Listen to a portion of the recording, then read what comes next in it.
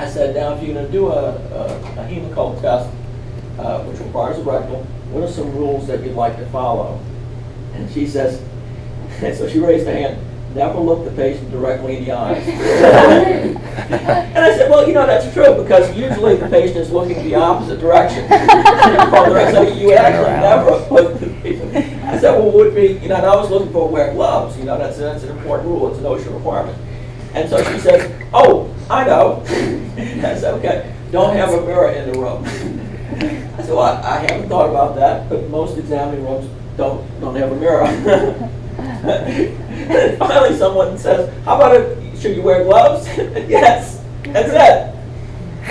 Don't let your mom be in. There you go. Because my gastroenterologist is at Children's, and my mom was in the room. And he asked, and I was like, no, that's not going to happen. Right. So It's kind of a personal kind of relationship. and then he's a guy, like, no. It's really Okay. So a Hemocold's another test that you might perform, particularly if you think that the anemia is iron deficiency. Ultimately, if you can't determine the cause, you go to the source where the red blood cells are being produced. You do a bone marrow biopsy. Okay? That's painful. And then this, what's that? So that sounds painful. You never tell a patient, you say it's going to feel like a little mosquito bite. Uh-huh. Yeah, But really? Right. Because Feels like an alligator bite. They find out later, I know. But you don't want to build up too much barely walk anxiety. after. Yeah, I didn't know mosquito could tickle me. All right, and then another test you might do is an erythropoietin level. Give you an example. You would expect if someone is anemic, they have iron deficiency, or they have folic acid deficiency, or hemolytic anemia, that their erythropoietin level would be high. That would be a normal response. But let's suppose you have a patient who's got chronic renal disease, who's becoming increasingly anemic. If the anemia is from the chronic renal disease, what would you expect the erythropoietin level to be? Normal. Low. Oh. Because as you damage the kidneys from hypertension or diabetes and renal function begins to decline, Oh, it's the not kidneys gonna can be no enough. longer produce erythropoietin. And that's what causes the anemia. So almost every patient who's got chronic renal failure who's on dialysis is anemic. When they go for their dialysis, they receive infusions of erythropoietin. In fact, it's pharmaceutical grade. And it's called, the brand name is called Apogen. EPOGEN, the generic name is erythropoietin. It's what we call recombinant erythropoietin.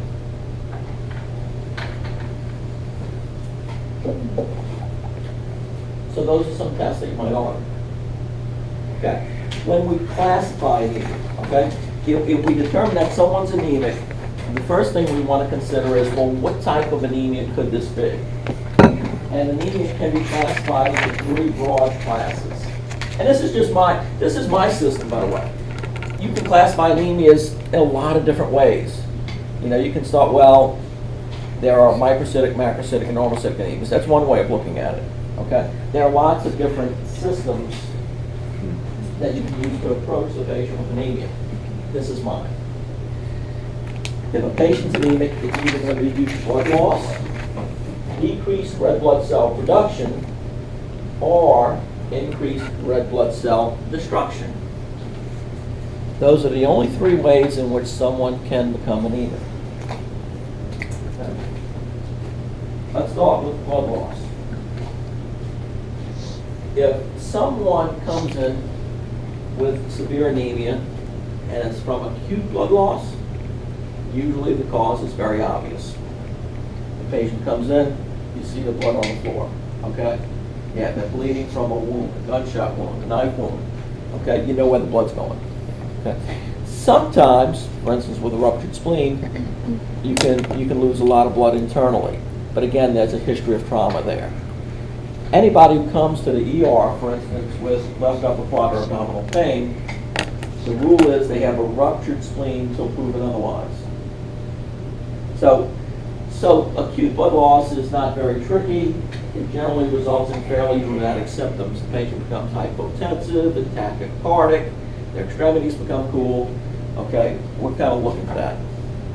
Chronic blood loss can be a little bit more sneaky, because if someone is slowly losing blood over the course of, let's say, a year or two, then their body acclimates. They're not as symptomatic. Okay? You can have two people come in with a fairly severe anemia with a hemoglobin, let's say, of 7 grams per deciliter and a hematocrit of 21%. If this is from acute blood loss, the patient's going to be very symptomatic. But if this loss has occurred over the period of 1 to 2 years, much less symptomatic. Okay, they can have some symptoms, but not near to the degree of the patient for whom this is acute. Okay. So acute versus chronic. Now, what about decreased production? There are a number of reasons for decreased red blood cell production. I'm listing some of the more common ones. One cause is decreased heme synthesis. Remember that heme, it's a little protoporphyrin ring with the iron in the middle, requires iron to produce. So you can have decreased red blood cell production due to iron deficiency. Okay? Remember that in the bone marrow, the production of new red blood cells requires numerous cell divisions as these red blood cells divide and differentiate. Those cell divisions are dependent upon DNA synthesis. If you're B12 or folic acid deficient, that impairs DNA replication. Okay? So you can't replicate your DNA at a rate adequate to produce the number of red blood cells you need. So that's the second cause of decreased red blood cell production. And then you can have a problem with the bone marrow. The bone marrow itself is diseased. Okay? If it simply reduces, if that disease, for instance, this oftentimes happens with chemotherapy. The chemotherapy can secondarily target the bone marrow and result in destruction. If there's a partial destruction of the bone marrow, we kind of call it a hypoplastic anemia. If we completely destroy the bone marrow, we refer to it as an aplastic anemia. Now, with these anemias that are due to bone marrow failure, we not only see a reduction in the number of circulating red blood cells, but it also impacts white blood cells and platelets. So these patients may come in with a bleeding diathesis, the tendency to bleed or bruise, or they may come in with recurrent infections because of a low white blood count. So we would call that, where all three formed elements are affected, we would call that a pancytopenia. Penia. Penia means a deficiency of. Pan means all of the cells. Yeah. Pancytopenia. I'll throw some lingo at you. All right. Now, the opposite of anemia is polycythemia. It means you got too many darn red blood cells. You would think that wouldn't be a problem, but sometimes it can be. The blood becomes a little acute with that. Okay? Now, if somebody has an elevated red blood count, okay, we call it polycythemia, and we can differentiate two causes, primary versus secondary. I'm going to start with secondary polycythemia. Secondary polycythemia is an appropriate bone marrow response to elevated levels of erythropoietin within the blood.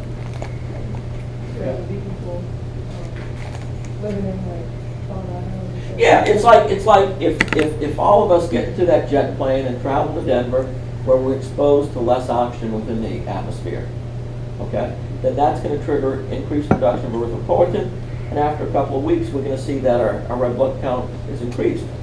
Secondary polycythemia. So do people who come from that place and go to, like, let's say here, and then come back, do they have problems?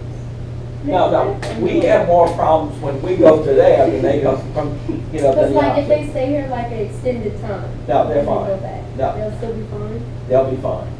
Okay. Now, if someone has lung disease like emphysema, that lung disease impairs movement of oxygen into the bloodstream.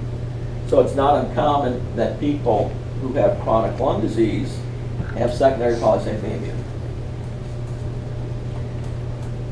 Smokers. Okay? There are over 1 billion different components in cigarette smoking, most of which we don't know what they are. But one of the components is carbon monoxide. And carbon monoxide, when it's absorbed into the blood, binds the hemoglobin at the same site where oxygen binds. The only difference is that it binds with greater affinity. It's got a stronger attraction. So if you're an oxygen molecule that's bound to this heme group here, and now I'm a carbon monoxide molecule coming into the bloodstream, I'm gonna come and just say, okay, get out the way. Okay, and I'm gonna attach. Okay, so that now your hemoglobin can carry less oxygen. Okay, and as a result, then your kidneys produce more erythropoietin, and you develop secondary polycythemia. Make sense? Inappropriate erythropoietin production. Every cell in our body has the same set of chromosomes and has the potential to express all of the same proteins. Give you an example. Our muscle cells transcribe and translate muscle proteins like actin and myosin. But cells in my skin have the same DNA, okay? They're capable of synthesizing actin and myosin, but in my skin cells, those genes are turned off. And that's why they don't do it. Okay? But when you have malignancies, those malignant cells are like rogue cells that are no longer under normal control mechanisms. So sometimes in these malignant cells, genes that would otherwise be suppressed get turned on. And so, for instance, you can have a lung malignancy that may begin producing erythropoietin. So, and we call that ectopic production, okay? So you can have a secondary polycythemia as a result of a malignancy that's producing erythropoietin. If that makes sense. So these would all be examples of secondary polycythemia because the bone marrow's responding appropriately to high levels of erythropoietin simply by increasing production of red blood cells. You would have a higher tick count, obviously. Now, primary is a different story. Primary polycythemia is also called polycythemia vera, which means true polycythemia. Anyone here went to Dominican High School? Seems like an odd question. Okay.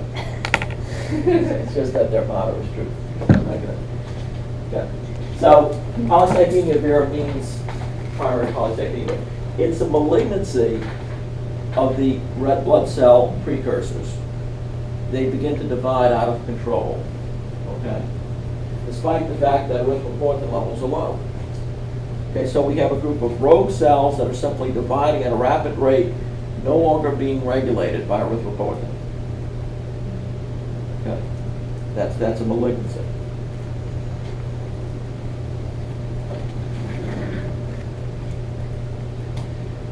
All right. Now, we're going to move on. This is the interesting part. White blood cells. Oh boy. We can also call these leukocytes. This is the normal range, 4,800 to 10,800 white blood cells per cubic millimeter. Okay. If I were to tell you, so that's a normal white blood count. By the way, a normal red blood count is about 5 million per cubic millimeter. So there's vastly more red blood cells than white blood cells. Okay. Main function of white blood cells, defense. They're our military. Okay. They're mobile defense against disease, including bacteria, viruses, fungi, okay. Parasites, allergens, foreign bodies. I just want to leave the scissors in. Surgery, hate when that happens, or a clamp. Tumor cells. You know, believe it or not, it said that we're forming tumors all the time. But they never have a chance to get off the ground because what happens, our immune system destroys those incipient tumors. White blood cells attack, and so they never get off the ground. White blood cells are also the mediators of inflammation. For instance, if bacteria enter into our tissues, our otherwise sterile tissues, white blood cells are going to respond, and their response is going to bring about inflammation of that tissue. Inflammation has 4 major characteristics, by the way. Remember we talked about this last few months? Redness, Itch. swelling, Wait, I think I made that one up. I think I got that wrong. Yeah. pain, someone said pain, Damn it. and warmth. Okay? And itchiness, sometimes pain, sometimes itchiness. What is it? See, I got that Capillar, Dolar. Yeah, so the Latin equivalent would be rhubarb. Rhubarb. Swelling is tumor. A tumor is a swelling. Pain is dolar. Warmth is dolar. Okay. And if a tissue is inflamed, okay, because of the arrival of white blood cells, then we can add the suffix itis to the name of that tissue. So, for instance, if my tonsils are inflamed, we say I have a tonsillitis. They're red, they're swollen, they're painful. Okay? If the sac around my heart, if the serous membranes lining my heart become inflamed, what do I have? Let's say the serous membranes that line my heart become inflamed. What do we call that? Say it. No, pericarditis. Oh, I said too many letters. So Pericarditis. I said pericarditis. And two people. All the same. Now, as white blood cells come in and destroy bacterial pathogens, what is a pathogen? A disease-causing agent.